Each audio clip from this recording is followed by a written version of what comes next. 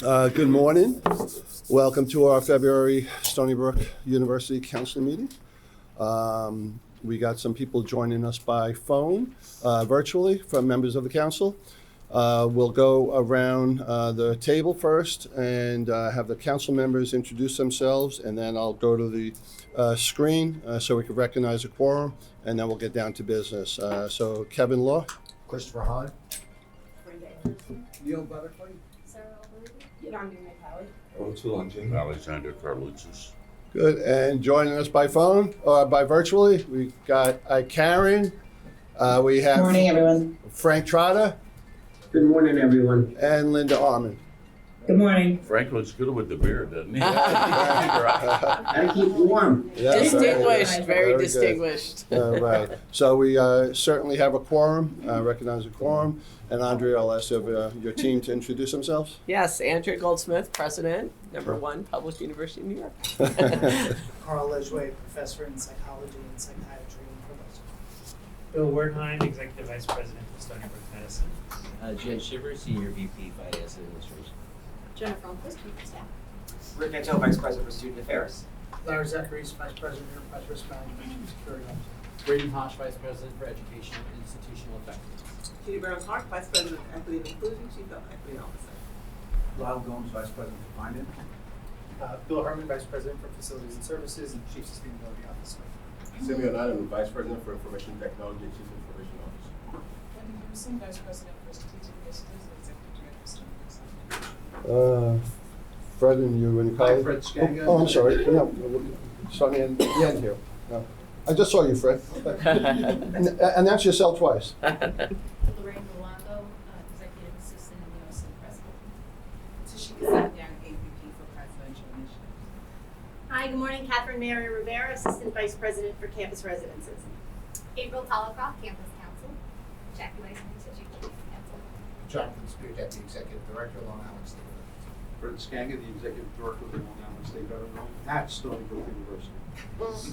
Leah Donayev, Editor and Publisher, Times, Beacon Rapid News Media, and not last this time. Right in the middle, right in the middle. Lady. Carl Mills, Associate Vice President of Government Relations. Carol Gold, CEO and COO at Stony Brook University Hospital. Louise Melius, President, UUP West Campus. Sean Hilbrun, Director of Athletics. Monica Bugatti, Vice President of Public Center Innovation. Scott Barrett, Interim Vice President for University of Nancy. Susan Foley, Interim Vice President, Marketing Communications. Jane Savage, Vice President for Human Resources. Well, thank you, everybody. I'll remind everybody that we're being live streamed and webcasted. Millions of viewers, I'm told now. But People are clamoring, it's crashing the network around the country. Exactly. And of course, we have Lee here from the local media. So I'll remind everybody of that. Why don't we rise and do the Pledge of Allegiance, led by Chris Hahn. I pledge allegiance to the flag of the United States of America and to the republic for which it stands, one nation, under God, indivisible, with liberty and justice for all. So first item on the agenda is the minutes of the December 8th, 2025 meeting. Lorraine has sent them out, circulated. I will move them. Father Alex seconds them. Does anybody have any comments, revisions, or additions? Hearing none, all in favor? Aye. Any opposed? None. The minutes are approved. I don't have much of a chair's report other than I've had the pleasure of being with our great new president several times. This weekend alone. This week, this month. But first, up at the State of the State address, Governor Hochul gave an amazing presentation. Some good news for Stony Brook that we'll hear about later. I was able to set up meetings with Andrea and some top folks over at Empire State Development so she could learn about their new New York Ventures program and opportunities for Stony Brook to participate there. And just on Friday, Andrea and I were together at Brookhaven National Laboratory. The undersecretary, former IBM leader from Westchester, was there announcing the end of the RIC relativistic ion collider and the heavy ion collider and the new electron ion collider, the start of that. And it was exciting, and Governor Hochul again was amazing. contributed $100 million towards that effort from the state and the feds before they invested a couple of $1 billion in. They wanted to see the state have some skin in the game. Governor Hochul rose to the occasion and met that challenge, and the program kicked off. I got to represent the governor in ESD. Andrea was there, an amazing event, and then I saw you at the basketball game too. So yeah, we've been all over the place in the month of January. So she's off to an amazing start, and so are we for the year 2026. So I will now hand it over to Andrea for her president's report. Thank you so much, Kevin. So first, Chairman Law. Good morning, everyone. I hope your new year's off to a great start. It's hard to believe we're already in mid-February. I'm super excited about this semester and wrapping up my first year as president, and I'll just reiterate what a joy it is to be president of this university.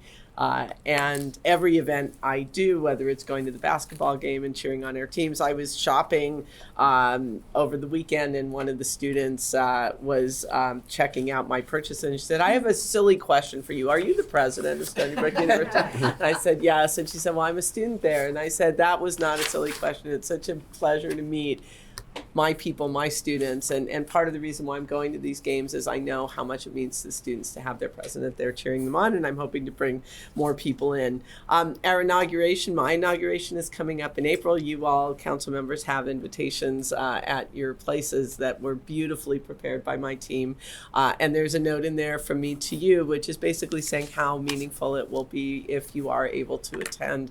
I'm really looking forward to this event as a milestone in my presidency, but also kind of the beginning of my presidency, marking this milestone and all that we will accomplish together. So, we have a whole week of events. I don't know if that was the original plan, but we want to emphasize Manhattan to Montauk. I want to recognize Jennifer and Tashika, I guess she's not here, for and everybody on the team who's put this together. We have an event in New York City, we have an event in Southampton, and of course a lot of events here on our campus. One of the things I'm really looking forward to is John Hennessy, who's one of Stony Brook's most famous alums, will do a fireside chat with me to talk about leadership and the future of academia and transformational activities within a university.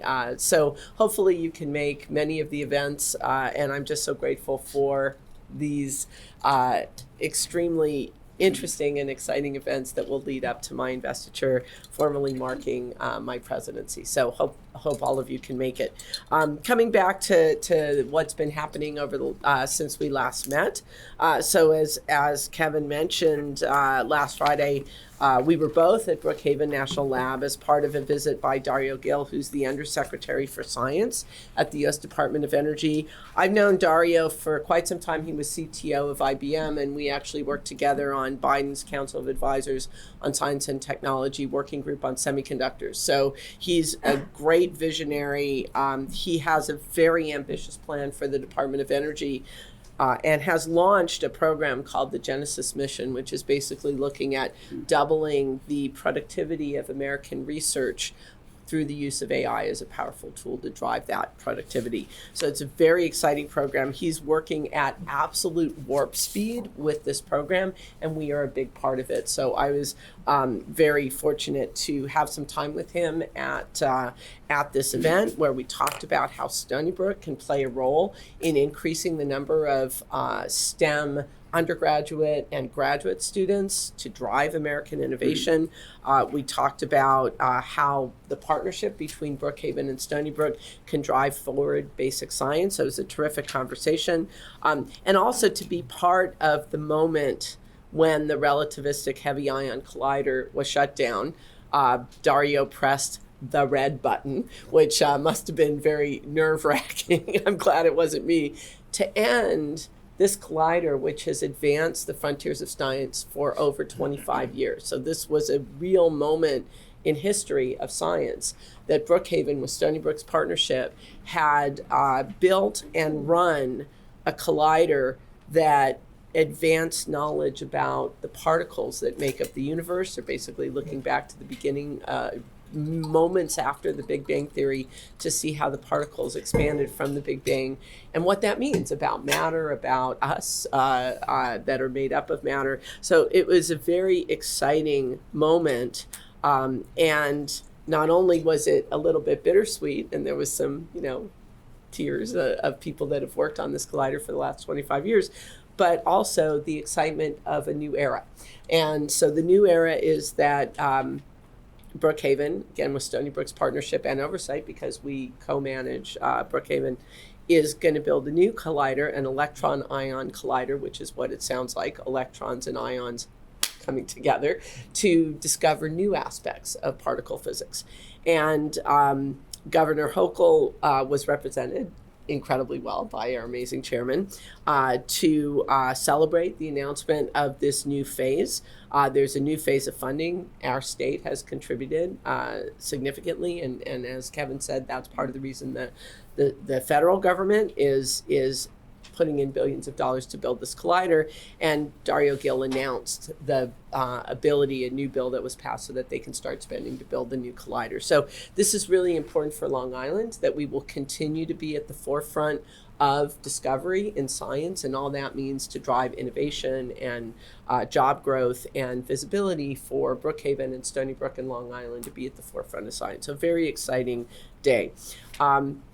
I will have the opportunity to see Undersecretary Gill again next week, when me and several other people from Stony Brook will meet in Washington for a summit on this Genesis mission project, which is, speaking as an engineer and scientist, the most exciting project to come out of the U.S. government in science in decades, in my view, because of the speed at which it's happening and the ambitious goals that Undersecretary Gill has for it.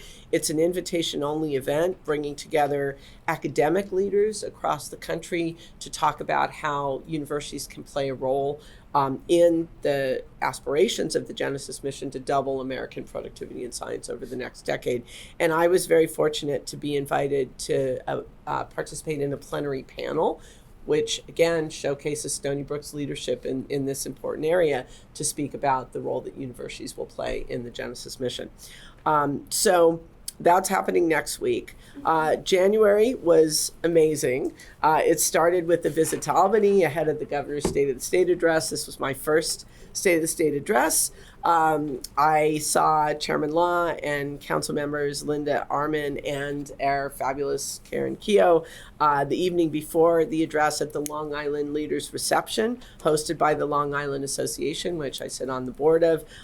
We had a visit by Governor Hochul, which was amazing. I'm just so grateful to have a governor that is so supportive of higher education and public universities and SUNY and Stony Brook. So we are delighted and proud to have her as our governor, and look forward to many, many years of the governor continuing in her support of us and in leading this great state in such an amazing, inspiring way. I was able to meet people at that event, our elected officials from all over Long Island, thanks to Carl Mills, who I saw in action at that event. He knows everybody knows him. Everybody thinks he walks on water and is the best thing to happen to Stony Brook in government affairs that we could possibly hope for. So thank you, Kevin, for your incredible leadership. Sorry, not Kevin, Carl. I did say. We look alike. Thank you. No, thank you, Carl. We have a lot of Carls and a lot of Kevins. So anyway, it was fantastic to meet all those elected officials and to be part of the State of the State address. I was inspired by hearing the governor speak and talk about her aspirations, and she named a number of wonderful supportive efforts for SUNY and Stony Brook tremendously benefits from those. We came back and immediately got on an airplane, me and Jennifer Almquist and my husband Arturo, to spend 10 days in Kenya and Madagascar visiting our research sites there. And I could really talk about this. I know Kevin might get nervous if I'm going over my time, but I could talk about this trip for hours. It was so inspiring to see the incredible research that we have going on in Kenya. You want to give us the 2-minute version? 2-minute version. Okay. Okay. So No, I'm just saying. no. Well, I'll give you the Well, you said hours. quick version is Our researchers in Kenya have discovered the oldest human fossils. It is remarkable that this is something that Stony Brook University not only built research sites in Turkana Basin, 2 of them, one in Turkwell and one in Illiret, where the oldest human fossils were discovered by the Leakeys, and their daughter, Louise Leakey, is there now working, and she's actually recently discovered another incredible addition to the history of human fossils. So we have these 2 generations of Leakeys that are working in Kenya, and all the researchers that have joined them because of the facilities that we have built there. I couldn't imagine how important our research sites in Kenya are without going there, because we met researchers, including our own researchers from Stony Brook, that are working in paleontology, archaeology, geology, and the intertwining of those things, which I had no idea that you need to understand rocks in order to date fossils. I guess maybe it's obvious to some people, but that wasn't obvious to me, because it's the soil and the minerals in the soil that allow you to date the fossils. So it's an incredibly interdisciplinary research that goes into finding the oldest human fossils and dating them. I've never been so fascinated by rocks and soil as I was when we were in Kenya, and seeing our researchers there. We also had students there. So the Simon STEM scholars, Stony Brook STEM scholars were there, 21 of the students talking about the transformational experience of working in the hottest place on earth. So this on average temperature, Turkana Basin is the hottest and driest place on earth, because that's why the fossils get preserved there. We actually discovered, and Louise Leakey was describing this, that it used to be thought that there's a set of fossils, the Lucy fossils, that were discovered in Ethiopia. And it was thought that that was the origin of all human fossils. The discoveries by the Turkana Basin researchers demonstrate that not only was that not the oldest, there were older ones, but there were 3 different species of humans older than Lucy. So it completely blew up the theory that we had about the origins of man. And that was Stony Brook researchers who discovered that, which is amazing. And so for me, as someone who's intellectually curious about everything, I learned so much on this trip. It made me feel like a student. I felt like a 19-year-old taking a class for the first time that you had no idea that you would fall in love with, and falling in love with it because of the passion of our researchers, and talking to our students who have never been outside of North America. Some of them have never been outside of America. Going to Kenya, they played soccer with the local villagers' children, and they talked about that soccer game and how interacting with these people changed their view of the world. So I guess that was more than 2 minutes. But anyway, then we went to Madagascar, where we also saw our Center of Albio, where our Patricia, Patricia Wright, found a species of bamboo lemurs who only exist in Madagascar, that was thought to be extinct. How did the lemurs get to Madagascar? When the tectonic plates broke apart, somehow they hitched a ride on a piece of the tectonic plate that took them to Madagascar, which you might think unlucky lemurs, right? But the lemurs that they originated from all went extinct. So the only lemurs in the world exist in Madagascar. Patricia Wright is discovered not everything, but she is so well known about the lemurs. Our foundation board chair, Rich Gelfand, did an IMAX movie about her, which we saw when we were in Madagascar. And there were students there too, again, who have never been outside of North America. Those students included Stony Brook students as well as other SUNY students. So we came back from that. I was just completely inspired by the work that we do over there, by the joy of discovery, and the importance of fundamental research in these areas, how it inspires our faculty and how it inspires our students. So that was the trip to Kenya, and then we came back to a massive snowstorm. So from the hottest place on earth to massive snowstorm. I want to thank Jennifer and Scott for being great sports. I mean, this was not an easy trip. We were sleeping outside in Kenya because it was too hot to sleep inside, with beds that had mosquito nets on them.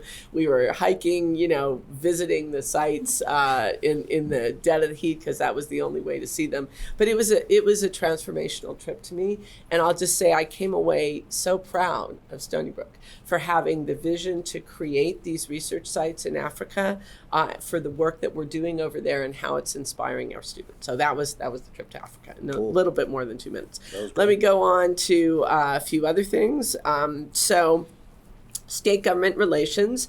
I was in Albany with Carl last Tuesday for a day at the state capitol, talking about our capital and operating aid needs, our SUNY hospital needs, and support for our housing ground lease in Southampton, which is really important. This is, I think, my third or fourth trip to Albany, but this was my first lobby day to really meet with a whole set of elected officials and talk to them about what our needs are for the state budget. And I have to say, we were, it was just so joyful to meet our elected officials who believe in Stony Brook and they believe in SUNY, and they are so supportive of not only our request for this budget cycle, but supporting Stony Brook and SUNY overall. Very grateful to be in a university that has so much support of our elected officials. They view Stony Brook on Long Island as a driver of economic growth and workforce development and amazing healthcare, and they want to support it. And most of them will be writing letters on our behalf to the legislative leaders. So I met with several members of our local delegation, Senator Monica Martinez, Assemblywoman Rebecca Kasai, and Assemblyman Tommy John Schiavone, as well as one of our alumni, Assemblyman Stephen Raga, and both higher education committees, so Assembly Chair Alicia Hinman's Chief of Staff, and Senator Chair Toby Stavisky. Okay, Yes. Did I get that right? Stavisky. Stavisky. Sorry, I From was Queens. tripping on that a little bit. We also spent a lot of time with the Governor's Assistant Secretary for Higher Education, Danielle McMullen, where we talked in detail about how critical the Governor's investments in Stony Brook have been and how we hope they will continue into the future. That was a great discussion. We touched on how AI can transform education, how we use it not only to teach, to educate our students on how to use this tool independent of what they're majoring in as a tool that they will use throughout their careers, but also how we can use it to understand how we are educating our students, the students that may be falling through the cracks, understanding better how our success activities, particularly in the academic momentum campaign, how they're working. AI is a great tool to understand that. So that was a terrific discussion. And then I was so fortunate to have time with Karen Keogh in her office. I hadn't actually seen her in her office, so it's a beautiful office. I really appreciated the time with Karen and all her incredible support for Stony Brook and for SUNY in general. And Speaker Hasty was meeting with the governor right next door. I was hoping I might get to say hi to both of them, but unfortunately the governor was a little bit busy, but I did wait outside. Maybe he thought I was stalking him, but Speaker Hasty, I thought if they break, I had a good opportunity to have a talk with him when he came out of that meeting. So it was an amazing day. And again, I want to thank Carl for putting it together, and Jennifer also for all the coordination that goes into a day like that. On the state budget, as you may know, in her State of the State address, Governor Hochul previewed her priorities for the year. We learned more when she released the fiscal year 27 executive budget, which included a number of proposed initiatives that are very important to Stony Brook. You'll hear more shortly from our Associate Vice President for Government Relations, Carl Mills. But for now, I want to say how grateful we are for the investments in SUNY and in Stony Brook that were included in the budget. These include a fourth year of increased operating aid for SUNY, currently totaling $54 million, which mitigates the need to raise tuition. I always say how proud I am that our students, our New York students, get an incredible education for around $7,000 a year. That is a point of pride for Stony Brook University. And I know that for Speaker Hasty, it's very important that we do not raise the tuition. We haven't raised it since 2020. So even though that's a point of pride, and even though it gives our students the ability to get an outstanding education at an affordable price, it does put significant burdens on us financially, because not being able to raise tuition means we still have inflation tuition and all of our costs. We have bold ambitions that we need to fund, and we can't do that by raising tuition. We also can't do it by just increasing the number of students that we have like other state universities do, because we lose money on every single New York student. So this operating aid, the $54 million, is incredibly important for us to continue to be able to offer this outstanding education. We don't want to degrade the quality of the education we provide, even though the tuition isn't going up, and the operating aid is really important for us to do that. That $54 million for SUNY and the portion that Stony Brook will get is not enough to compensate for the fact that we haven't raised tuition, given that we have contractual salary increases for our union workers. So we need to find that money in other ways, and we're hoping to get additional operating aid, and that was one of the things that we were advocating for. We are also very grateful in the governor's budget for the commitment for the remaining $100 million to bring the total state investment in Stony Brook's Quantum Research and Innovation Hub to $300 million. This funding provides us the opportunity to both design and build the new hub and to expand the New York State Quantum Internet Testbed, which is ultimately connecting Long Island to the rest of New York State and positioning the region at the global forefront of the next wave of the internet, which is the quantum internet. So I like to say the internet, which started, most of the people in this room probably remember when you sent your first message over the internet. Maybe it was via dial-up modem or something like that, you know.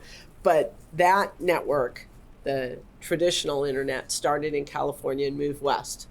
The new internet, the quantum internet, which is secure communications using quantum bits, started here at Stony Brook, across Long Island, and will move west from here. So it's incredible that, again, Stony Brook at the forefront of the most exciting area of research in communications, which is my field, started here, and the governor has made a significant investment so that we can retain that leadership and drive it forward with this total $300 million investment in our quantum hub. And the governor included in her budget the legislative authority to build workforce housing for Stony Brook Medicine on the Southampton campus. We will build a new hospital on the Southampton campus, and that is going to be transformative for the entire region and for Stony Brook and for New York. A few other updates: federal government relations. At the federal level, I'm very happy to share that after several years of working closely with Congressman Lalota in a very challenging uphill battle with many of his congressional colleagues, his proposed legislative language to amend the current Medicaid disproportionate shared hospital, or DSH, calculation method was enacted into law. This is so important. It will save Stony Brook Medicine over $50 million a year. So we're so grateful to Congressman Lalota for constantly pushing for that. And again, the gratitude that we have for our elected officials, state officials, and federal officials to fight for us every single day to be able to continue the great work that we're doing is something that we are immensely grateful for. Additionally, Stony Brook is set to receive $4 million in congressional directed spending secured by Senators Schumer and Gillibrand to support the creation of a unique teaching and research laboratory focused on high-performance materials. Last week's partial government shutdown came to an end with no significant disruption to higher education when Congress passed 11 out of the 12 fiscal year 26 appropriation bills. It was encouraging to see that overall, lawmakers rejected the administrative proposed steep cuts to scientific research and student financial aid. That was something we were incredibly worried about in the fall. The proposed budgets were up to 50% reduction in funding for NIH and NSF, which are the bread and butter of the research that we do, as well as significant cuts to Pell Grant funding. None of that is in the current budget, so we're really grateful for that. Obviously, there's still discussion about funding for the Department of Homeland Security, which we will continue to monitor. And then working with me and in close coordination with the Office for Research and Innovation, our federal relations team is finalizing our institutional priorities for the coming year. which we will begin advocating for later this spring. I plan to make several visits to DC in the coming months to raise awareness and support for the great work happening here at Stony Brook. And you'll hear more about this this morning from our Associate Vice President for Federal Relations, Lauren Brookmeyer, who heads our DC office. And as much as Carl Mills has done amazing things for us with the state, Lauren has done amazing things for us with the federal government. I was also in DC where she arranged a set of meetings, which were incredible. A couple other quick things. We have a separate agenda item discussing strategic planning. For now, I just want to say we've been doing significant work on strategic planning throughout the fall and coming into the spring. The hope is that this strategic planning will accelerate our outstanding reputation and our leadership across all areas of education, research, healthcare, and service. As we set this vision, we also want to make sure we have the ability to fund our bold aspirations. So you can come up with a strategic plan, but we have to be able to execute it, and that involves fundraising. So the work we're doing, led by Carl Lesway and Bill Wortham and Jed Shivers, who's right next to them, they've put in place this new economic framework, which is going to be transformative for our university. It will allow us to have significant transparency into our finances and also understand how we allocate our budget to fund our greatest priorities to reach our aspirations. Couple things on the New York Climate Exchange. I have an update on leadership for the New York Climate Exchange. As I shared at our last meeting, we have launched an international search for the next CEO led by Spencer Stewart. I'm interviewing some of the semifinalist candidates later this week. We've received expressions of interest from strong candidates, and it will be me and interim CEO Antha Williams, co-chair of the New York Climate Exchange Board, Bob Steele, who will join me in these interviews. And we hope to be able to extend an offer to the next CEO in late February or early March. Quick thing on Seawolves Village. I want to share a brief update on the village, which you have heard a report on at your October meeting. As you know, we will need additional housing to respond to the growing demand by students to attend Stony Brook. We want every New Yorker that's able to attend this university and succeed here to be able to attend. Housing is a big constraint on doing that. Seawolves Village was intended to help meet that need quickly. When the 7 units for Seawolf Village arrived on campus, they're prefabbed modular units. They were assembled by contractors engaged by the vendor. Unfortunately, during initial inspections conducted by the university, serious instances of water penetration were discovered and have now halted the project. There are a lot of unknowns and decisions that will need to be made, but I want to be transparent with our campus community, what's happening in Seawolf Village, by sharing what we can and keeping everyone updated. Ultimately, every decision we make about Seawolf Village and that we make in general on this campus will be guided by student safety and well-being, which is our top priority. So I can't answer many questions at this time because we're still in the investigative phases. But for now, I wanted to let you know about the delay and also assure the council we're working on alternate ways to safely meet our housing demand while preserving the student experience. The delay in bringing this housing online is disappointing, but rest assured we're doing everything we can to minimize the impact on the campus and our ability to continue our growth as New York's flagship university. If I could, I didn't say in the beginning of the meeting, but we're going to have an executive session with the council at the last item of the agenda, and I'll just ask you to hold your questions on that last item till the executive session. I ask you all to stick around for the entire meeting so you can participate in that. Great, thank you, Kevin. And I'll just couple things on closing. I want to conclude by acknowledging 2 new members of my leadership team.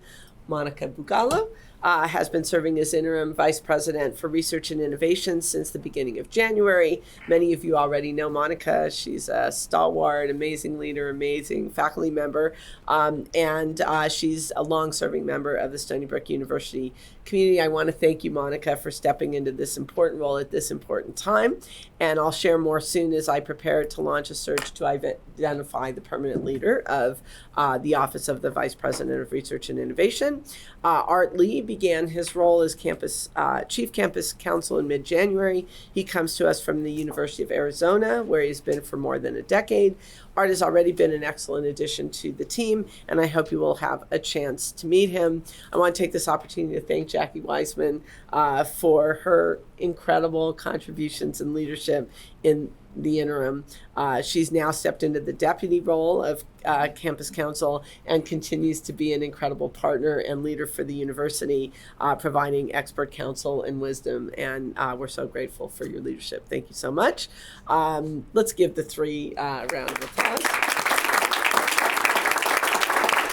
Many firsts coming up this semester, from my inauguration to commencement. Basketball games, lacrosse is starting, baseball is starting.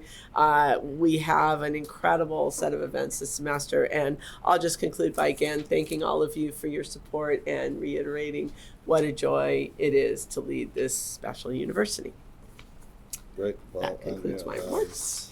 I'm not sure how you find the hours in the day to be doing everything you're doing, but we love the energy. We love your briefing us on it. So great report. I have one question, and I'll open up to the council members.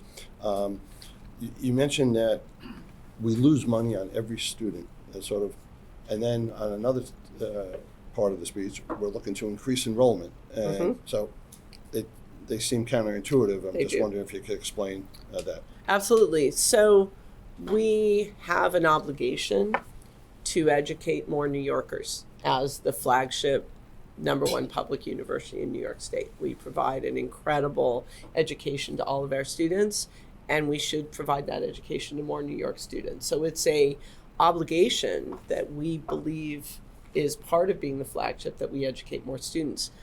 So that's on the one hand. How do we do that when we lose money on every single New York student that we educate?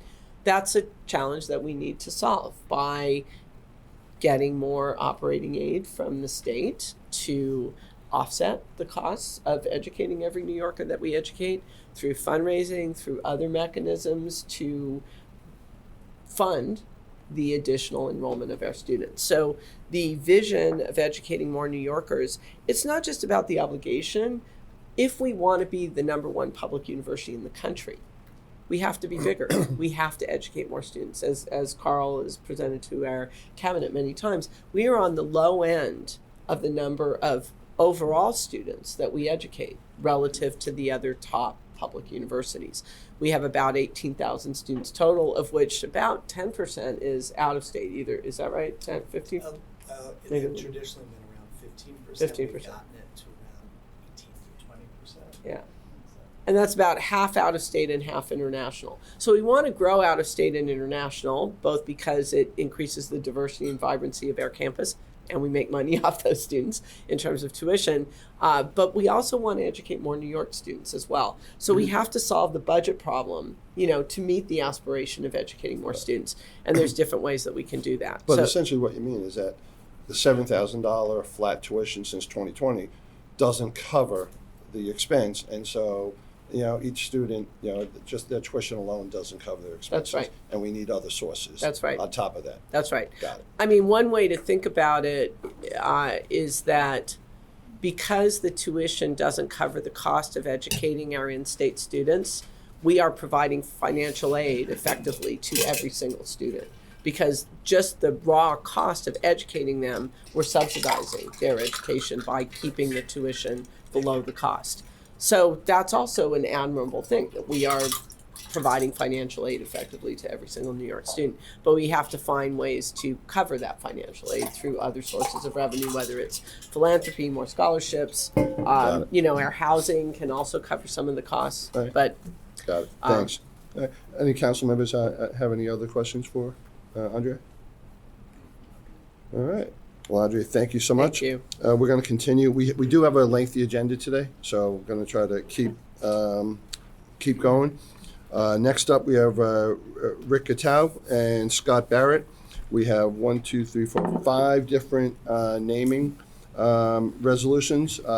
One of the main roles or the functions of the Stony Brook Council is we have the responsibility of naming buildings and centers and things like that. So, Rick, you're going to lead us? Sure, I'll lead you. Captain Mary's going to join me. So thank you for the opportunity to share the two naming proposals. This is the Allen Center for Leadership and Service and the Allen S. Reese Center. I do want to begin with an apology, though. We actually brought this forward to our prior president in 2020 during a chaotic time for new presidency, and I think she and I both thought erroneously at the time that she had the authority to make that approval without knowing the full process. We recently learned of the process, and which is why we're here today to present this proposal. I don't know, it's a lengthy document. Should we just give a quick highlight of it instead of reading through it? Yeah, there are many whereases in it. So. Yeah, do an overview, and I'm hoping that we could do one vote for all five. Great. All right. So do you want to- Hi, Catherine Rivera again. I'm here to speak about the formerly named LDS Center, which was the Leadership Development Center in campus residences. It's a center in H community that was part of the undergraduate colleges. The themes have changed since 2020. So when Dr. Dallas Bauman was here, he had been here for over 40 years, 51 years in the higher ed field. He came to Stony Brook in 1982, and he was the first person to bring together the fragmented housing community and all of the functional areas and created campus residences, which we know today. And was a pioneer in the field, expanding over 3,500 beds and builds since he was here. He is known for championing critical social justice initiatives. He had led the AIDS peer education class and initiative for over 25 years, and fearlessly advocated for the display of the AIDS quilt on campus during a very crucial time. He was the driving force behind the Stony Brook Strong program, as it was formerly known, providing invaluable mentorship and support for first-generation and Pell-eligible students, fostering that academic success and retention for personal growth. He also is known across the field, and especially in SUNY. He has been lauded as legendary and visionary, admiring sharp intellect, subtle humor, and a commitment to students and their aspect to succeed. So as we know, campus residents today came from him. He also was part of the inaugural team that created the initial undergraduate colleges back in 2012. Alan DeVries, we are looking to rename the GLS HDV Center, so that's the Global Studies and Human Development Center for the undergraduate college. That's over in the Eleanor Roosevelt community. No longer is GLS HDV the theme name, so when Al, not far after Dallas retired, Alan S. DeVries, we were looking for lifetime achievement for his contributions to name that center after Alan DeVries. He is a proud alumnus of Stony Brook from classes 1980 and 1987, and he dedicated 44 years extraordinary service to Stony Brook, 40 of those as a professional staff member in campus residences. You know, he started as an RA and RD and moved up. And many of you know he was a bit of a mayor on campus, right? He is like, through and through a sea wolf. And he embodied the resilience of a first generation student who worked full time to afford his education and mentor and was a source of inspiration. He actually is the one who created our gender inclusive housing and supported housing insecure students, and students, especially those who have aged out of the foster care system in New York State, and restructured our entire housing costs so at-risk students are no longer housing insecure over winter break and breaks, and work that into our whole plan for that. He has managed multiple complex operations. He managed all of our summer housing and conferences. He had established and managed that out in Southampton also, which is a very vibrant conference operation that we have there. He started the Welcome Wagon program, and he really made a difference in the lives of our students. People called him 24/7, regardless of what his role was. He was our resident historian. His energy is just through and through. He still is very much as an alum, part of the the program here. So those are just some of the highlights for those, that two men who have really given their life of service to Stony Brook, to student success, to campus residences in our residential communities. Great, thank you. You got 3 more though, right? Happy to speak to, thank you. Hi, Chairman Scott. Law. Happy to speak to the 3 naming opportunities that we're bringing forward as well that involve philanthropic investment from our alumni and friends. The first is Hildegard Cornell, class of 61, and she has made a $1.6 million gift to establish an endowment that will both help renovate as well as provide ongoing support and maintenance for a performance space within the Fine Arts Building of Stahler. Driven by the great opportunity with the New York State match and the matches from the Jim and Marilyn Simons and the Simons Foundation, that gift $1.6 million to name the performance space. The second opportunity from a philanthropic perspective that you have in your packets are the Roy Nicholson Art Fund, the Harrison Nicholson House, and Artist or Scholar in Residence Fund, and the Harrison Nicholson House. So this is a really creative gift by Helen Harrison, longtime director of the Pollock Krasner House that we own out in East Hampton. And Helen and her husband Roy have committed both a gift of endowment that will permanently support the house and intend to contribute their house in Sag Harbor as an artist in residence. So we're very excited about that gift. Total of about $7 million from the Harrison Nicholson family, a portion of which will get matched by both New York State match as well as Simons Foundation matching. So in total, I believe that gift, $11 million will come to the university thanks to that gift.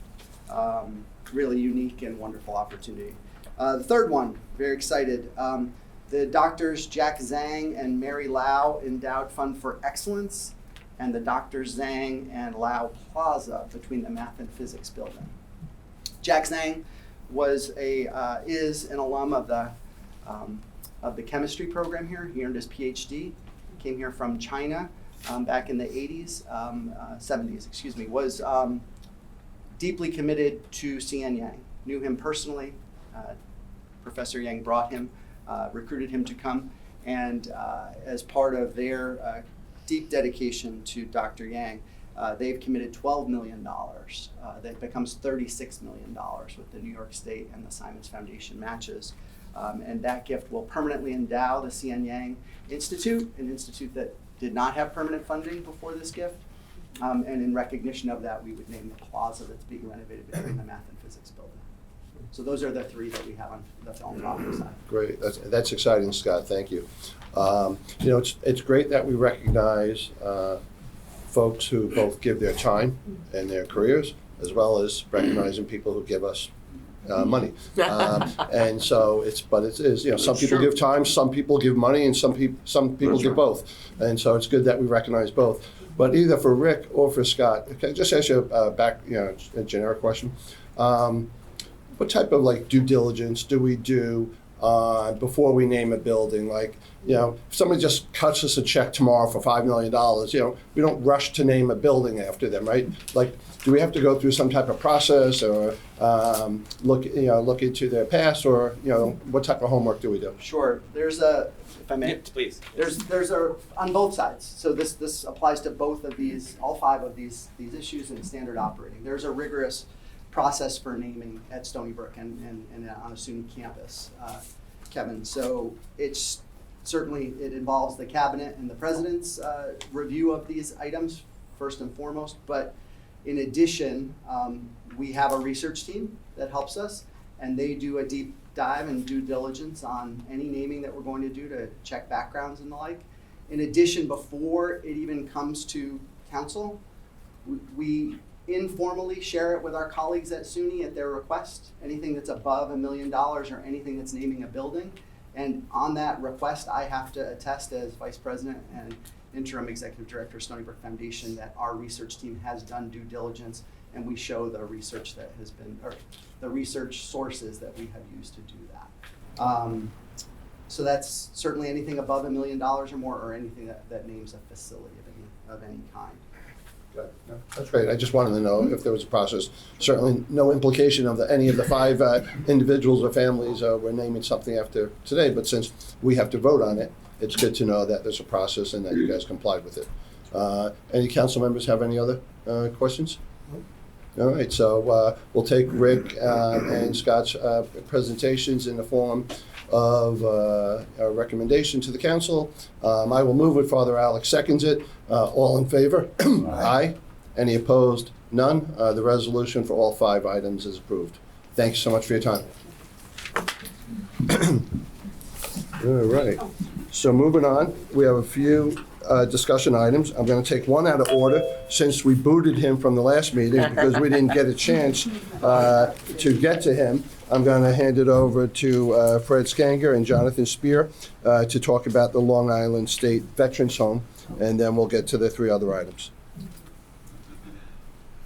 Thank you, Kevin. Thank you, President Goldsmith, for this opportunity to talk a little bit about the home today.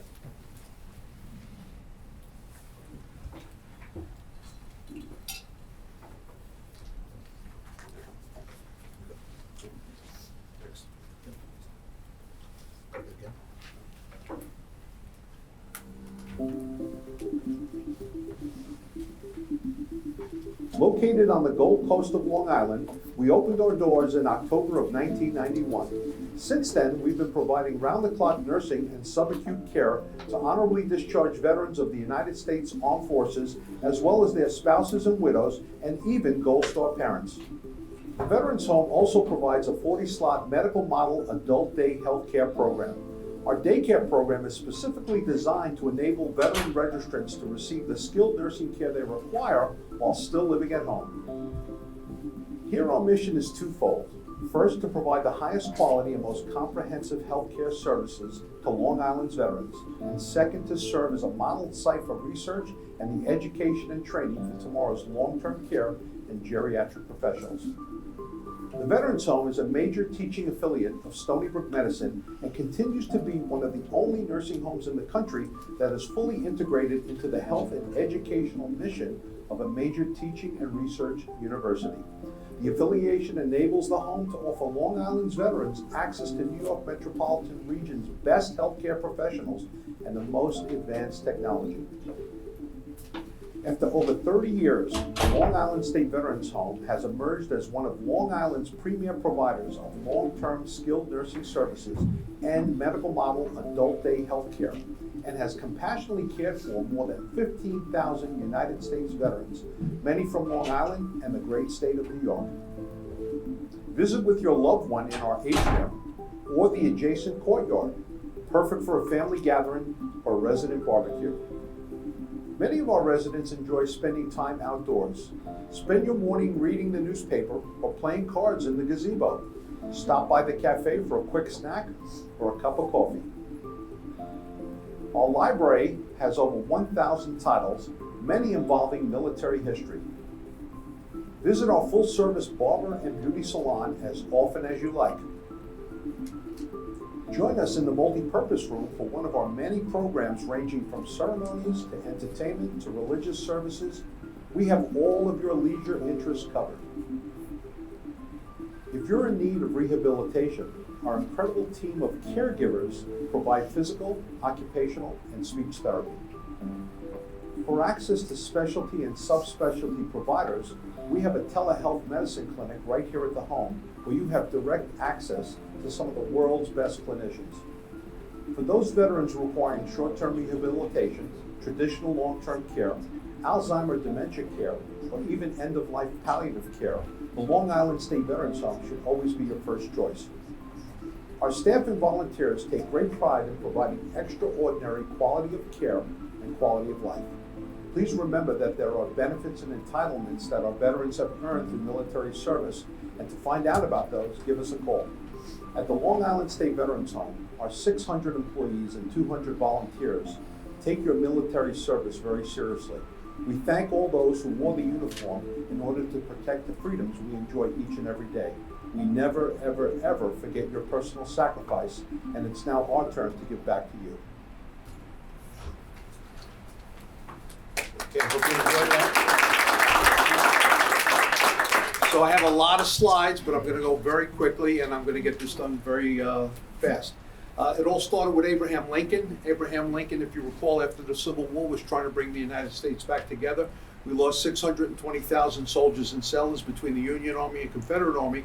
Lincoln did two things. One, he founded the VA, the Veterans Administration, but simultaneously he reached out to all the governors at the time and said, we have to do something for our injured soldiers and sailors, and he founded the State Veterans Home Program.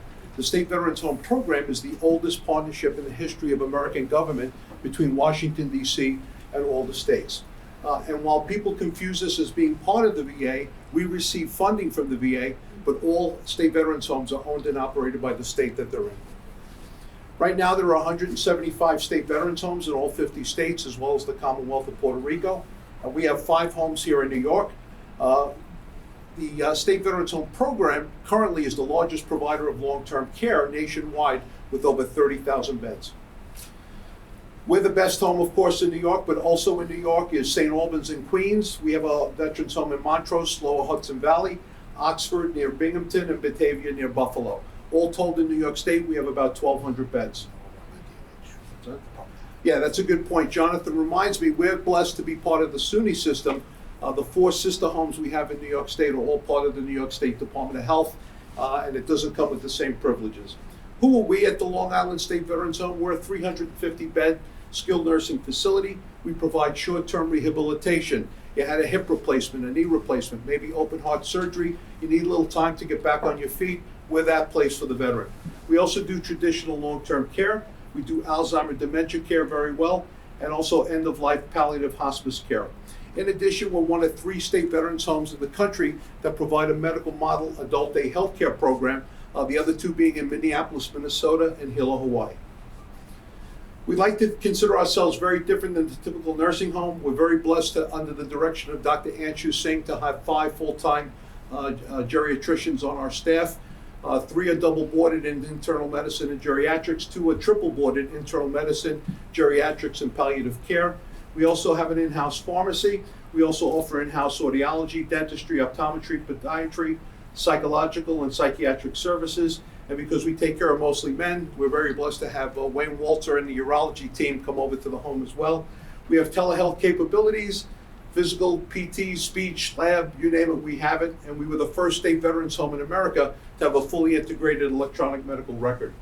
How do you get into the home? You must be honorably discharged. That's the rules of the VA at the end of the day. So if you have a general discharge or a dishonorable discharge, you can't come into the home. However, if you're an honorably discharged military veteran, you can come in as well as your spouse and widow. They can come in as well. And New York State has done the right thing by recognizing Gold Star parents as well. A Gold Star parent has lost their son or daughter during military service, and we're honored to care for them as well. What's that? Wartime. Oh, yes. Peacetime, wartime. Some states limit who can come into the home based on wartime service. If you were peeling potatoes in North Carolina at a base for 3 years, but you were honorably discharged, you can still come to the home. So we take on all comers. We like to say that we care for the greatest generation to the latest generation. We still have about 4 World War II veterans at the home. We have about 80 or 90 Korean War veterans. But our fastest growing and our most sickest veterans are those from the Vietnam era, those who were exposed to the ravages of Agent Orange. And we do a pretty good job taking care of them. Sadly, many of them are in their late 70s and they're in a nursing home. Little history of the home. We were founded in 1991. Yes, that is Governor Cuomo cutting the ribbon. And that's Ken Laval, who we named the football stadium after. He was there too at the ribbon cutting. Original cost to build was $30 million. We're the only skilled nursing facility in the SUNY system. And we're approaching this October our 35th anniversary as a state veterans home. We have a governing body. It's Dr. Peter Igarashi. This is a SUNY bylaws thing, so whoever serves as the dean of the school of the Renaissance School of Medicine serves as our governing body, and Dr. Igarashi does a great job in his leadership role. We also, by state law, have to have prominent veterans from our community serving on a Veterans Advisory Board. We actually meet with them later this week, but this is a 3-year term appointed by Governor Hochul, and all the veterans here represent all the major veteran service organizations in our area. And this body is led by Bob Smith, who's the former Director of Veteran Services for Suffolk County. He currently represents the disabled American veterans. We have a strong commitment to our academic mission. Everybody who is on the west side of the campus comes to our campus. So we're training future doctors, future nurses, future PT, OT, speech, dental students, speech therapy students, dietitian students, therapeutic rec. We currently have 4 social work students spending a year with us, learning and getting their training. We also do something with the paramedic program to teach them a little bit about how to deal with Alzheimer dementia patients in the community, as well as to learn about pressure injuries that the frail elderly get very often. Very strategic partnership with the university. We direct most of our admissions to the university hospital. Also ancillary services like laboratory and x-ray or radiology goes to the hospital. And we purchase over about $1 million in shared services, and we do value that close working relationship we have with the university. Not going to go into every aspect of care, but the Stony Brook Foundation and the generous donation of our veterans and their families enables us to get some of the greatest technology available in a long-term care setting. Just one quick example, we were the first nursing state veterans home in America to bring virtual reality into the nursing home setting. You want to say 2-3 words real quick? Yeah, it's just been, we've been doing this for over a decade now. Actually, we were in the New York Post last week. A new technology, the Meta platform came out. We're the first nursing home in the country to actually be utilizing it, and CBS 2 News will be at the home on Friday to kind of showcase it. So we're always looking for the latest and greatest to take care of our veterans. So we've done very well with the VA construction grant program. Every year, Congress puts a pot of money out there for the 175 homes to compete with. We like to say that our home is a first-class facility because of the VA construction grant money. Over the past years, I'm very grateful to Senator Schumer, as well as Congressman Zeldin and currently Congressman Lilota for helping us secure the funds. But we've been able to secure about $100 million in capital improvement grants during the past 24 years. Also, something that came out of COVID, something good that came out of COVID, was the fact that we were losing a lot of RN, LPN caregivers, and the VA came up with a funding mechanism called the VA Nurse Recruitment and Retention Grant. These are all the awards we recently received over the past 4 years. A couple of weeks ago, I got the letter saying that we were going to get another $620,000. We have created in the last 4 years about 70 new caregivers, both RN and LPN. They only have to stay with us 1 year after they complete their RN or LPN degree. Probably 95% of them are still with us 3-4 years later. So it's a great thing. This is a 50-50 match grant. So we're very grateful to Assemblyman Steve Stern, Assemblywoman Rebecca Cassay, as well as Senator Monica Martinez for helping us to secure these very valuable funds. We have a little dilemma. We're graduating 19 new LPNs this May. They were all certified nursing assistants at our home. I'm not sure I have a job for everybody, so we're working on that as well. So it's a good news problem to have. 2025 by the numbers, in terms of skilled nursing care, we saw 207 new admissions, and that represents about 115,804 days of care.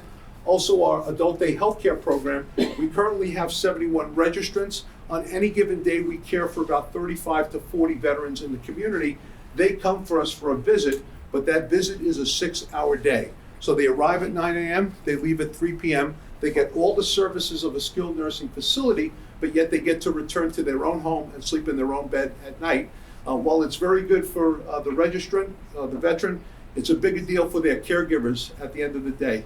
A registrant can come to the home, we can change his battery and his hearing aid, we can provide dental care, we can provide optometry care, we can provide physical therapy, occupational therapy, speech therapy. We can give them a bath and put them in clean clothes, a new set of clothes. We can also give them a haircut. So think about how many trips we've saved the caregiver in the community just by them coming to the daycare program. So this is a very popular program. We want you to know about the federal benefits, and this is money coming into the congressional district, CD1. Every veteran is entitled to $148.71 per day towards nursing home care. We'd like to educate as many people about this because many veterans don't know about this. The kicker here is you can only use it at a state veterans home. So if you have a relative who's an honorably discharged veteran, he or she has a nursing home benefit of $148.71 per day, but that can only be used at a state veterans home. Also, due to some legislation we passed back in 2017, thanks to Congressman Lee Zeldin at the time, we took that same benefit for skilled nursing care and applied it to adult day health care, and that was signed into law back in 2017. So right now, let me go back to skilled nursing for a second. The average cost of nursing home care in Long Island, there's about 64 nursing homes in Nassau and Suffolk County. The average cost is about $545 a day. With your veteran benefit, our private pay rate is only $365 a day. So we like to bring value too, just like Stony Brook brings it to the students, we bring it to the frail elderly who are veterans who need that kind of long-term care. Simultaneously, in the adult day care program, you can get $118.48 per day, and the cost of paying privately is $155 a day. Seems like a lot of money, but it's a 6-hour day. Try and pay for a home health aide at home for 6 hours and see what that costs you. Lastly, we want this group to know that there's a second category of benefit, and that impacts the veterans who are 70% or more service-connected disabled. If you have a physical or mental disability from military service, VA will give you a rating. That rating will be anywhere from 0 to 100. If your rating is 70% or more, your care at any state veterans home is at no cost. It's absolutely free. And currently now, we have about 135 veterans in this category. So it's a very good thing to know. We're always trying to promote that. That no cost also applies to medical model daycare as well. We have a very robust volunteer program. We have about 293 volunteers. Most of them are veterans, believe it or not, putting in for the future. They see themselves as being residents someday. And last year they had 27,748 hours of service to the home, and we're grateful to them. We hit the triple play in the beginning of 2026. We want you to know that we're back to 5 stars, which is a very big deal with CMS. But we also got an email late in November that U.S. News and World Report has named us one of the top nursing homes in America for 2026, so we're very proud of that. And then we did a major survey of our employees, and second quarter of this year, Fortune magazine is going to name us as one of the greatest places to work in the Elder Services Division in the United States of America. And for the CMS rating, less than 10% of the nursing homes receive that rating. We're always sensitive to our reviews. On the hospital side, some of you might have heard of Press Ganey. On the nursing home side, we use a group called Activative Insights. What we do is we talk to about 10% of our residents or their family members on a monthly basis. Very happy to tell you that we're in the top 10%. We have an overall customer satisfaction rating of 99.6%. This is where a family member, a friend, or a neighbor can highly recommend the home to somebody else. And currently our Google review ratings are 4.9 out of 5. So we're very proud of that as well. Fundraising efforts, thank you to Scott, thank you to Jamie McGrade, our fundraiser. This is just an example, but we raised $2 million, which is a high point for us last year, and we're putting that money to good use. We also have a major courtyard renovation project going on. We actually started the construction, but the snow took us back a couple of days and the cold weather. But this is a $4 million project to take our outdoor area and make it a whole lot better for our veterans and their families. It's going to promote physical health, emotional well-being, and cognitive stimulation. It is a public-private partnership. We received $2 million from the state, but we matched that with another $2 million in fundraising. So we're excited about that, and we had the groundbreaking back in June. In summary, the Veterans Home remained committed to its core mission of providing high-quality and compassionate health services to New York State's frail elderly veterans and their families in which we perceive their greatest time of need. So thank you. Any questions?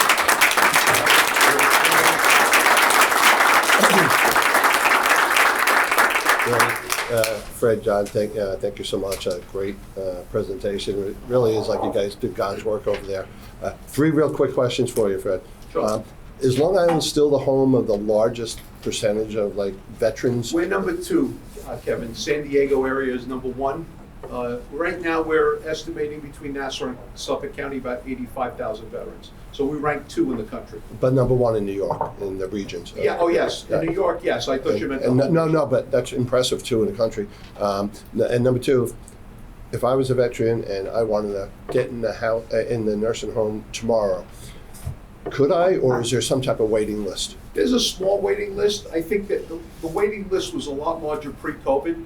I think right now I'd say there's probably 10 to 12 on the waiting list, but that doesn't mean we couldn't work to get you in, during the daytime stuff. Yeah, we believe it or not, we take a lot of transfers as well. So I might not have a bed today. I'll tell you to go to some other nursing home, and then we'll get you transferred in down the road. That's awesome, awesome. And the last question is, you mentioned it. Out of the 5 veterans nursing homes in New York, 4 of them are under the auspices of the health department. We're the only one under SUNY. Is that a benefit to us, or would there be benefits to us if we were under the health department? No, it's a huge benefit. I can't tell you. Why? For Jonathan and I, who are both licensed nursing home administrators, our colleagues cannot perform the things that we do in terms of community relations, in terms of education. There are so many restrictions under the Department of Health for their 4 nursing homes. I feel bad for them, actually, to be honest with you. Yeah, we usually go out and advocate on their behalf. Yeah, we just returned from Washington, D.C. We had our Hill Day last February 4th, and none of our colleagues from the Department of Health were there. So we actually advocated for them in Washington, D.C. Wow, that's great. Anybody else have any questions? Yes? I still can't believe that there are only 5 veterans homes in New York State. I think that is such a poor number. So is there any, I guess I have a couple of, so one, regarding this only being 5 homes, is there a need in sometime in the next decade or so to create another home? Maybe, Yeah, well, new homes are being built in Tennessee, they're being built in Florida. I think they're being built in terms of the migration of where veterans are going. A lot of New York, New Jersey, Connecticut veterans are traveling to other parts of the country, and that's where you're seeing new construction. Okay, and then in terms of the cost, I thought veterans homes were free. I guess that they're not. Well, they're free if you're in that category of 70% or more service-connected disabled. Right, but some so a large number of veterans do have to pay. Yes, we take traditional payment sources of Medicare, Medicaid, and then some people who have not done proper elder care planning, we take private pay money as well. Okay, and then do you know how many of those veterans are actually struggling to make payments?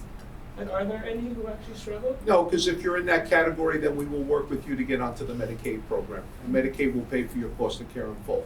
Good. Thank you. Great. Anybody else? Did I do it under 10? You did great. Thank you, everybody. Thank you. All right, thank you, guys. Kevin. I'm sorry? I'm not sure if, like Frank. Did Frank had a question?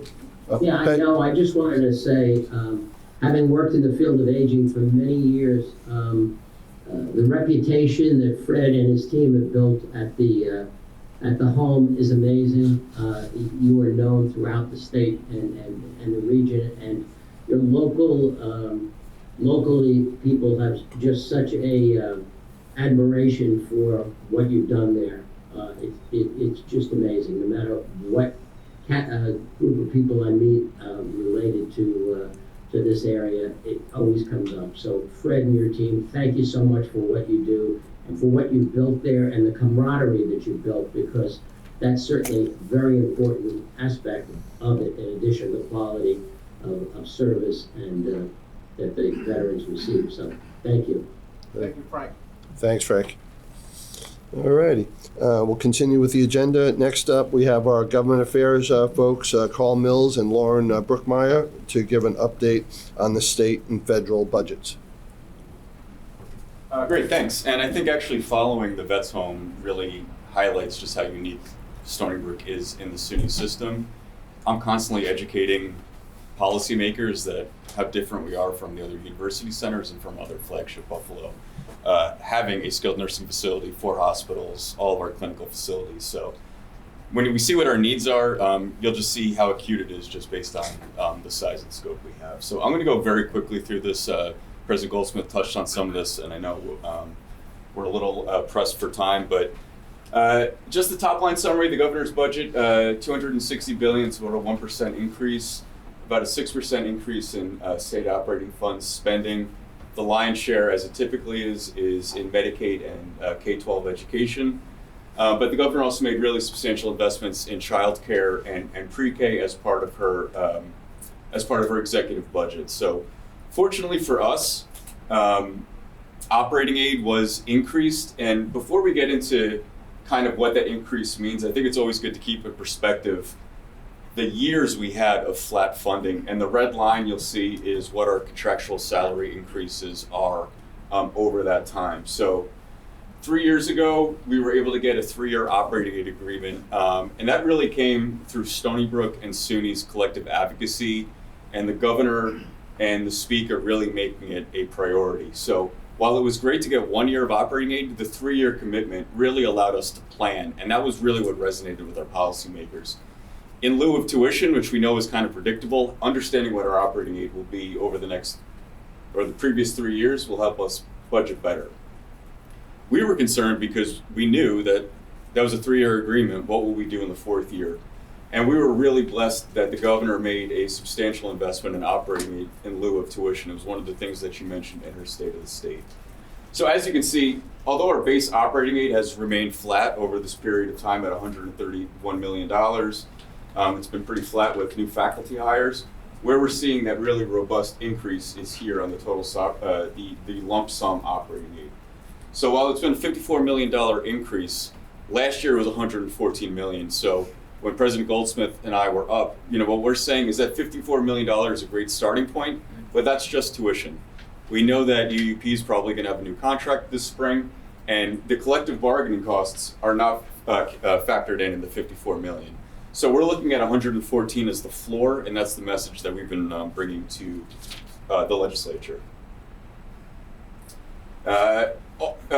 None of these are really that notable on the state operating aid costs, but I'll note that GSEU got a spin up of $25 million for their contract, which is obviously very helpful for us.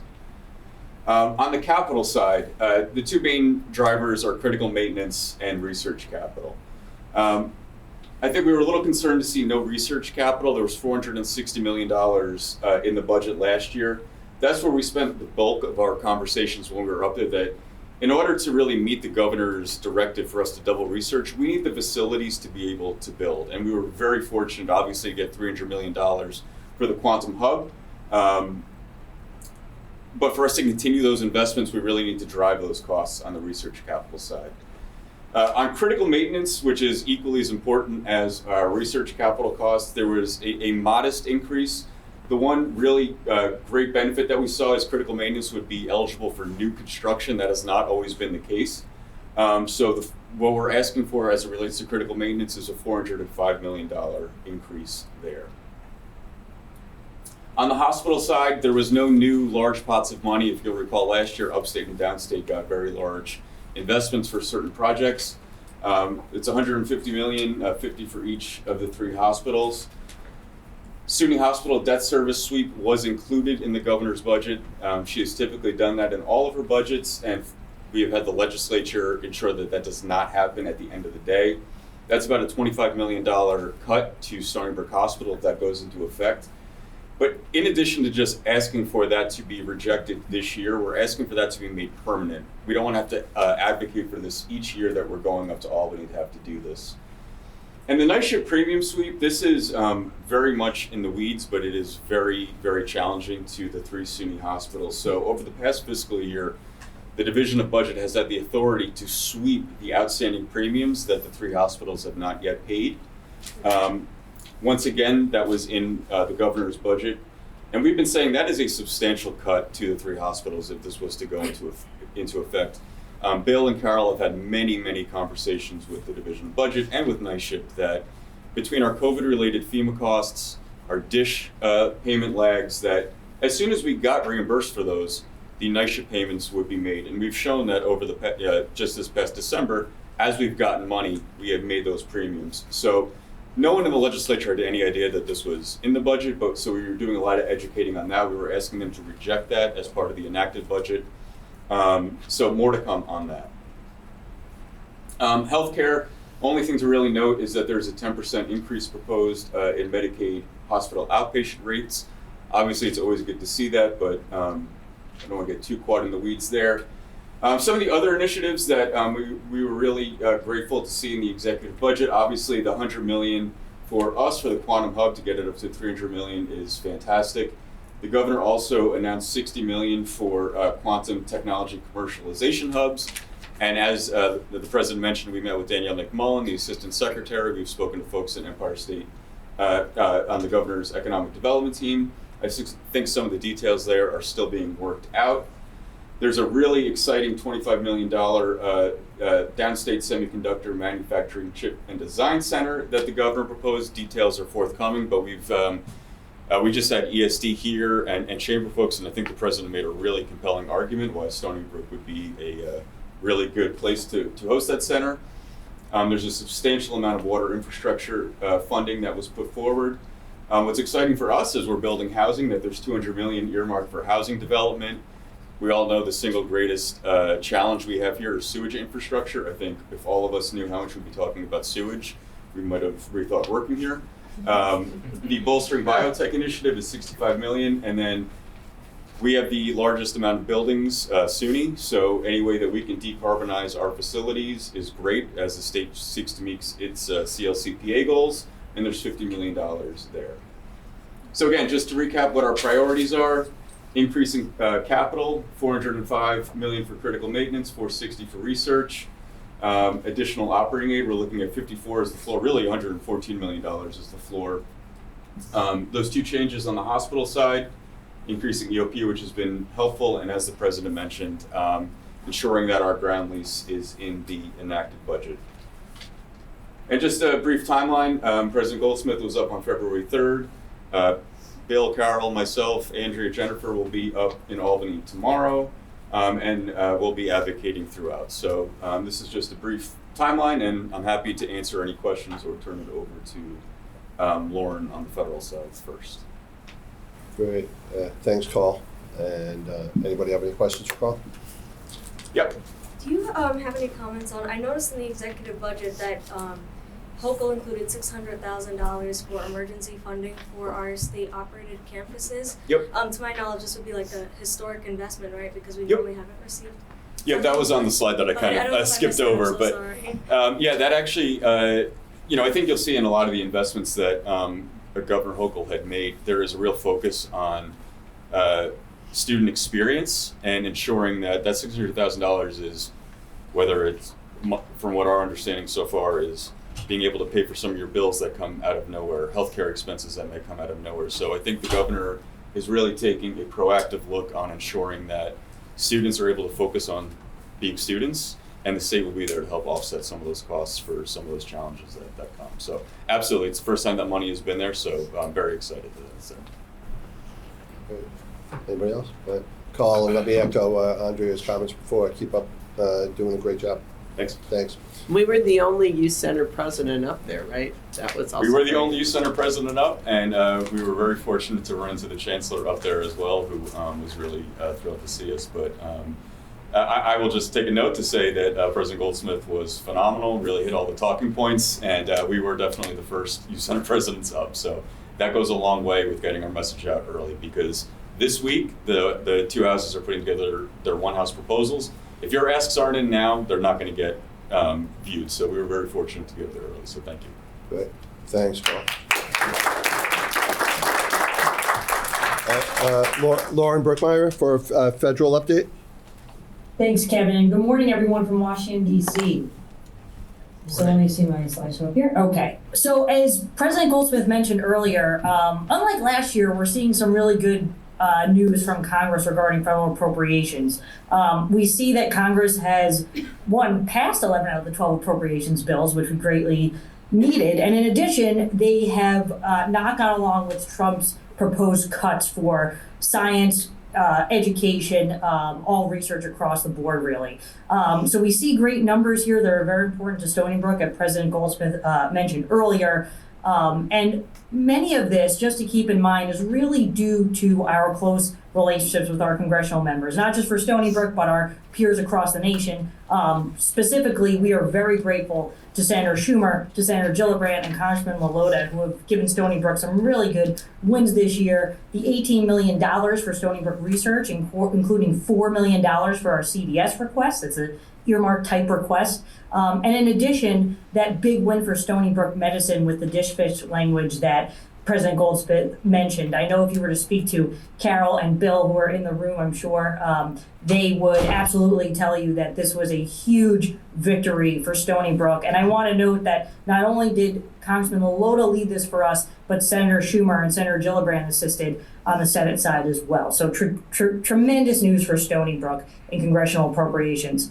And of course, looking ahead, right now it's a key time for Stony Brook folks, and they are, to come down to the Hill as we, start to advocate for their priorities. We're wrapping up our top federal priorities with President Goldsmith, and then we will be implementing Stony Brook Federal Relations here in Washington, a very aggressive strategic lobbying campaign to get those priorities secured. And of course, we'll continue to support our faculty and staff and students who are coming down here to DC.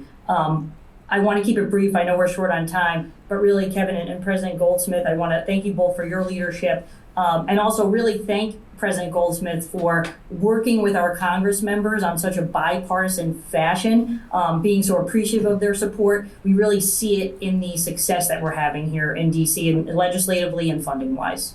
And I'm happy to answer any questions. Thanks, Lauren. Show your face. Not everybody knows who you are, Laura. There you are. Hi, everybody. Lauren Good. Brookmeyer, Federal Relations for Stony Brook University down here in Washington. Good to see you all. Good. Thank you, Lauren. Anybody have any questions for Lauren? No? All right. Well, Lauren and Carl, thank you very much for the federal and state update. Okay, I'm going to take something else out of order. You're going to have Jed Shivers and then Bill Herman give us updates on an RFP or RFQ that's out on the street regarding a mixed-use residential development initiative. And then Bill's going to give us a update on wastewater treatment issues on campus and the status of Yeah, those. and if you guys could make up a little time, so we're going to do strategic planning. Just high-level stuff, Jed. So I'm going to talk with you a little bit about the mixed-use housing development that we've been working on. This is a project that's actually been going on, I think, since, it seems like forever, but it's basically since 2023. We really have been doing this in partnership with the Dormitory Authority of the State of New York, DASNY, which is the premier lender and in some cases builder, for projects all over the state. And then they have hired and we selected prominent subcontractors to really develop our proposals and eventually negotiate on our behalf with a future developer. That's KPMG, Brailsford and Dunleavy, and Oric doing the legal work. So these are very complex deals that you put together. It's important to have good firepower on your side as you venture into these things. I've actually done this before, and I'm grateful for DASNY's help and those of our subcontractors. So go to the next slide. Oh, sorry. One important thing is we also developed the Stony Brook Housing Development Corporation. It is an actual 501c3. It has 2 external board members. I'm the Stony Brook board member. And this is really the entity that'll be doing the contracting. But it is a entity that exists without funding, and we can get into this, but basically it will defray the expenses to the vendors, including principal and interest payments, and it'll do that via the rent that's generated from all the tenants that occupy the housing. Okay, next slide, please. So why do we do this, right? Why are we involved in this? So I think our president noted that housing is a limitation here on campus, so we want to unlock campus growth. We want to create a mixed-use campus gateway. We really are looking at this both in terms of the campus master plan, which I think you've had some information on earlier. So it's a comprehensive development approach. We're trying to allocate risk appropriately. These projects are risky. And so we want the developers to actually share some of that risk. We want them to have skin in the game to bring the projects in on time, on budget, with sufficient quality, et cetera.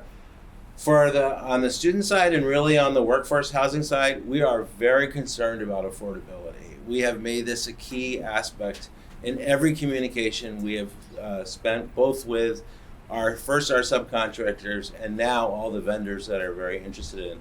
Very important to make sure this is affordable for people who are going to use it. And last thing, and equally important, is financially self-sustaining. So the goal here, if it's possible, is we really, or also, I should say from my perspective, I don't want the university to be subsidizing this on an ongoing operating basis.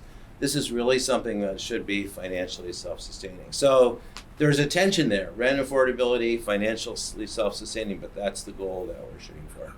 Next slide, please. So we really have, student housing, 800 to 850 apartment-style beds.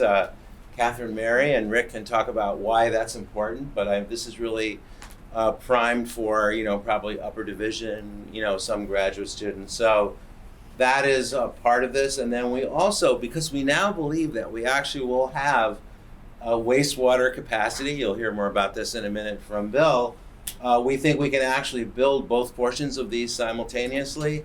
And that's better because you don't have to stage twice. It actually creates a lower cost, for the project. Also importantly, we want to have retail space. So try to go grocery shopping on our campus. Hard to do. This would actually have probably a small grocery store in it. It would have some, a place for people to get together and eat. Might have other, emoluments as well. Surface parking, of course, very important. And renewable energy infrastructure. So we, as a state entity, must be in compliance with EO 22, and that means that we've got to be, literally at the forefront of the state in complying with the governor's rules around renewables. And one of the most interesting things about this to me is, and Bill can talk a little bit about this, is the geothermal aspect of this. So one of the ways in which you start to figure out how to generate heat is to utilize geothermal energy. We actually look pretty good in that area. And I actually think over a long period of time, say 35 or 40 years, that this bond would probably be out there. It may turn out to be more affordable to get energy from a geothermal source over this long period, even though you may have a high initial capital outlay, than for more conventional sources. So pretty exciting and actually innovative.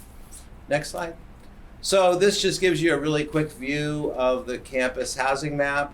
And it shows where the P3 is going to be located. If you're wondering about the track, that's part of the relocation. That would have to take place. I always look at Sean so he doesn't throw something at me. And you can just kind of get a sense of where the other major housing, is going to be. And you can see that P3 is really for primarily continuing undergraduates, also now workforce. Next slide, please. So, we really, when you think about this, these are the sort of major pieces. First and foremost, great thanks to the governor and the legislature for providing us with legislative authority to have a ground lease here. That's key. Without that, we would be nowhere with this project. So that was a very important milestone. You heard also how thankful we are that the governor actually introduced in her executive budget the same sort of ground lease authority for Southampton. We're hopeful that that will occur. The creation of the Stony Brook Housing Development Corporation, the 501c3, with a governance body, that's actually happening. We do have regular monthly meetings, a delivery framework that gets us to where we want to go, and a commercial structure that, as I noted earlier, allocates risk and really is focused on both affordability and financial sustainability. Next slide, please. So, busy slide. Right now, we're in the RFQ phase. You can see, as of last week, we had vendor, questions. There were, because you can figure out how many people are on a Zoom meeting, we had 180 people attending our Zoom meeting. I think about 150 to 160 of those people were external vendors. April, I think you thought maybe 40 to 45 corporations were involved. So this has generated a lot of interest. This is something where people really see this as an opportunity to try to create housing on a campus in conjunction with the governor's interest in utilizing state property to build housing. So this is something that, really we've been trying to do for all this time. You can get a sense of all the work that's going into developing the RFQ. What's the RFQ? It's really a response for qualifications. This is where we really start to say, okay, who can really do this work? Who can really, has the wherewithal to do it, has the qualifications to do it, has the capitalization to do it, and can create a quality product at the right price. And we're really hopeful that we'll see some innovative, solutions to getting us to high quality, but the right price and speed. So this is where we are with the RFQ process. And then what I think is the last slide, if we go to the next slide, timeline to occupancy. So you'll have to forgive me if all goes well. That's my little editorial comment here. For obvious reasons, these things are risky. You never know how they're going to play out. You never know who's going to jump in. You never know a lot of stuff. But this kind of gives you an idea with the goal of occupancy for the fall of 29. So that's really the overall view right now. So work is hot and running and ongoing to get to the right vendor. Thanks, Jed. How many acres in total, are in play? Bill, do you have I think it's 18. 18? And SUNY or Stony Brook will do a ground lease to that new not-for-profit entity that you created, and then that not-for-profit entity will contract with the developer? Correct. And then last question, if I heard you right, it was originally envisioned you were going to do the student housing first, then the workforce housing, but now you might be able to pursue Correct. both at the same time? Because we think we've got the wastewater capacity to carry it. Yeah. And is it likely there'll be two different developers, one for the student housing, one for the workforce? So, or could it it's be a one great- developer for both? It's a great question. I think it'll depend upon what responses we get through the RFQ and the RFP process. I think there's arguments for either, so we'll see how it plays out. Hard to say. And you're going to do up to 800 student housing, and how many units of workforce housing? We're thinking probably 550 is safe, and we'll see as we get better numbers on the, this is beds, on the wastewater capacity. It's exciting. I remember Stony Brook, pre-COVID, was pursuing this, and then the whole process sort of just Well, we never, so stopped. great point, we never got the ground lease authorized, so the fact that the governor's office and the legislature did this on our behalf, primo. And this is transformative, just going back to that vision of growing our campus. Workforce housing is a huge limitation, as is student housing. So this is a game changer for both of those issues. Great. I'm sorry, what is workforce housing? For Stony Brook employees? Yeah. And Yeah, grad students, residents, and Oh. yeah. Right, exactly. who have a very hard Junior time faculty, finding possibly. housing Yeah. outside of the campus. Expensive to live around here. Who appoints the board? Sorry? Who appoints the board members of that nonprofit? So right now there has to be 2 externals and 1 internal. I'm the internal, and we reached out to 2 people in the community who agreed to serve externally, which the president understands and is aware of. But I think the board could be enlarged. Is that right, April? If we chose to do so. So that's really just to get us started. All right, Jed, thanks. Bill, can you give us just a 3-minute, a 5-minute version of where we are with sewer issues? It's not a sexy issue, but it's 3 minutes is better than 5. a very important issue. Projects like what Jed just shared with us, and other projects in the research park and elsewhere, can't go forward unless we have the sewer capacity. So, Sure. thanks, Bill. So from 1960 through the 1980s, wastewater from Stony Brook University would flow to Sewer District 10 in Stony Brook. And over the years, as the university grew, the surrounding community expanded, the need for additional infrastructure led to the creation of Sewer District 21, which is on the north side of the campus. And in 1989, wastewater treatment plant was built on campus through a partnership with Suffolk County at an 80-20 split. So the university gets 80% of the capacity of that plant. And at that time, the county decided to pump the flows from Stony Brook, from Sewer District 10, to be treated in Sewer District 21 as part of their 20% capacity. So this plant has served us well for nearly 40 years. It was originally designed as a 2.5 million gallon per day facility. In 2008, there was a plant upgrade, additional denitrification was added, and the capacity was increased from 2.5 to 2.8 million gallons per day. Stony Brook's allocation of that is 2.24 million gallons a day, and the maximum monthly average, which is taken from the highest ever recorded meter reading at the plant from the university and the hospital, was September of 2023, as 1.99 million gallons per day. So we can calculate the reserve capacity of the existing plant at about 250,000 gallons per day. So when we look at the projects that we have in various stages of planning, design, and construction, we are on track to fully exhaust the reserve capacity of that plant over the next several years. And so we've begun a comprehensive study that envisions a new wastewater treatment plant that would be constructed probably somewhere towards the south end of the campus. And that will enable us to redirect the flows that are coming from Sewer District 10 and redirect those to this new plant. We also want to take all of the East Campus wastewater and cap that off. And instead of sending that to the main existing plant, we want to redirect that to the to this new facility as well. We'll pick up the South Campus along the way.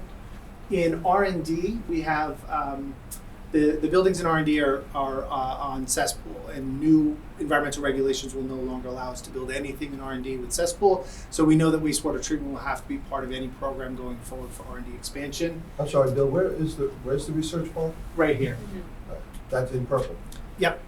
So as part of this study, we looked at a couple of sites in R&D for potentially building a couple of smaller dedicated treatment facilities just for R&D.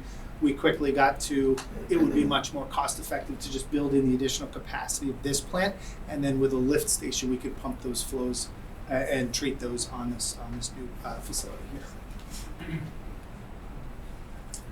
here. So the superstructure and the infrastructure for this new plant are about $32 million. We looked at diverting the sewer district 10 flows. That would free up 0.43 million gallons per day of the existing plant. We want to redirect the East Campus flows as well. That will free up 1.21 million gallons of flow. So essentially what we're doing is we're adding to the reserve capacity of the existing plant on the main campus by about half. And so that'll enable many decades of future development on the main campus. And of course, if we're going to do this, we want to increase capacity for the research park to also be able to grow over the next 30 or 40 years. So all in, it's about $50 million for a project of this scale. We would imagine that this would be a partnership again with Suffolk County. We're working with Suffolk County and their engineers. They're going to be doing some soil borings on our campus over the next few months. But ideally, it would be designed, built, maintained, and operated by Suffolk County. And then they would also want to increase it, additional capacity for local community expansion. And then we would pay for our use of that plant through metered cost of utility under the same model that we've followed for 40 years on the main plant. So with a $50 million investment, we believe we could handle the sewer capacity needs of the entire 3 campus complex that we sit on now for the foreseeable future? That's right. We should be well planned for the next 40 years. That's great news. And Governor Hochul has also proposed in her budget this year a $3.5 billion statewide groundwater protection initiative that includes money for sewers. So if we're working with Suffolk County, hopefully Stony Brook with Suffolk County can tap that pot of money for some of these investments needed. Absolutely.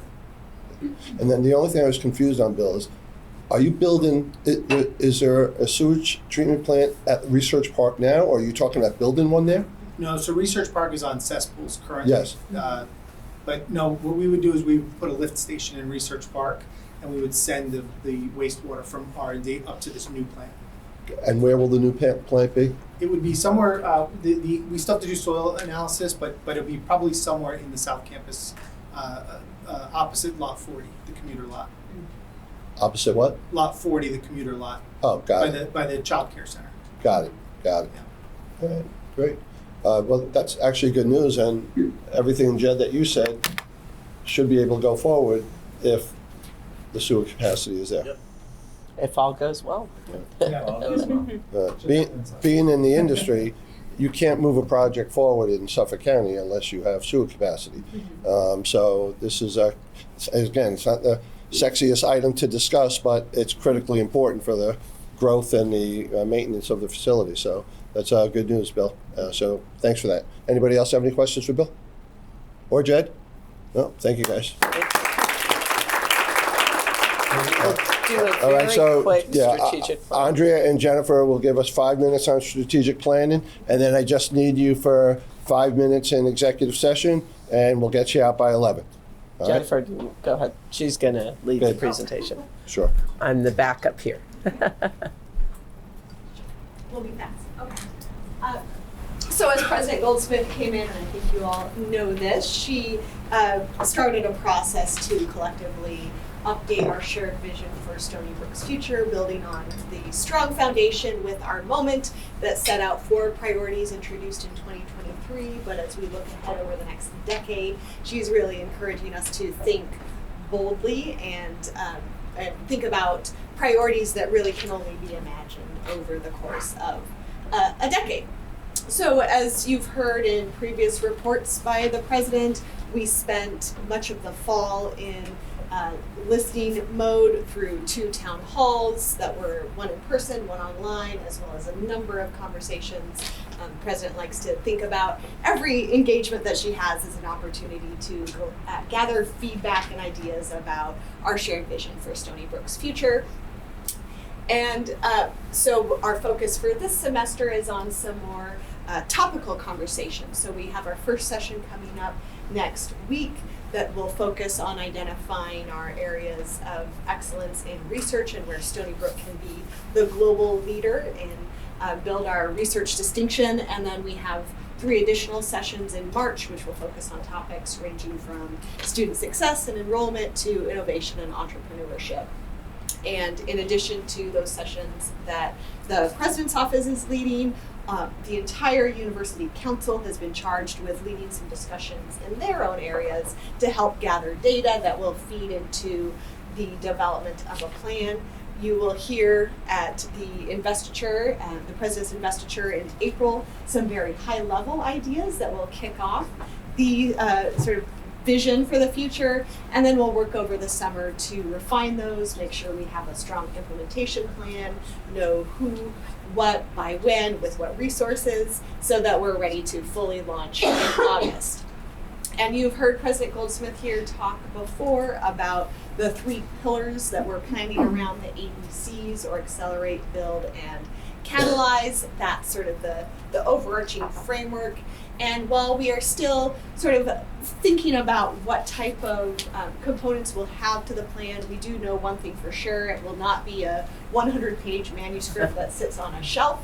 It will be very dynamic and agile, with some very high-level goals, some actions, a specific plan for realizing those goals, and certainly targets, as well as the implementation plan that I mentioned.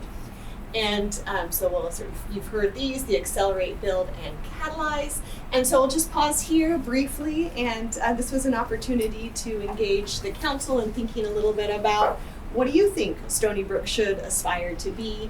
What will we look like when you think about standing in 2035? Looking back, what will we have accomplished? And what sort of evidence might you see if you were thinking about the headlines that would be most prominent in the news in 2035? It's exciting. What's your timeline, Jen, for having the plan done? Yeah, so you'll hear some high level, so another plug to attend inauguration and specifically the investiture. You'll hear some high level visions from the president in April, and then we'll be ready to launch next August. Oh, great. And if the council members have any suggestions or ideas for you guys to include in the strategic plan, we could share them with you? Yes, reach out. We also have a form on the president's website where anyone can go and submit ideas. So we're getting a lot of good data via that form as well, but also happy to talk with anyone at any point. Right, if any council members have thoughts about those 4 things or more broadly, happy to have a one-on-one call. I mean, you know, we're happy to get emails, we're happy to have you go to the website, but for council members in particular, we'd be happy to set up a call to discuss specifically your ideas for what should be in our strategic plan. So sorry this was a bit rushed. We didn't really have much time for discussion, but we'd love to hear from the council. We've had lots of discussions, but other members of the council value your That's input. great. We have an idea of what you're up to, which is great, and the council members can feel free to share ideas or thoughts with you. Absolutely, So, yeah. That's great. That's what what we need for today. Any questions from the council members on just strategic planning generally, or? Okay, super. Thank you, that's and great. sorry again, it was a bit rushed. Yeah. Jennifer did a great job, and I have to thank Jennifer for just driving this whole process. She's doing an amazing job and an incredible partner, so let's give her. Great. Thank you, Andrea. Thank you, Jeff. All right, so now I'm going to make a motion to go into executive session. Errol is seconding it. I just need the council members, and then Jed and Bill, Jackie from council's office, and Jennifer And then everybody else can leave. There'll be no other, we'll come back into session to then adjourn the meeting. There is no other business to do after that, so you're not going to miss anything. So I thank you all for your participation, and we'll see you at the next meeting on May 4th, 2026.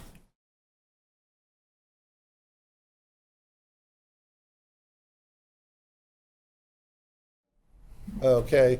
All right.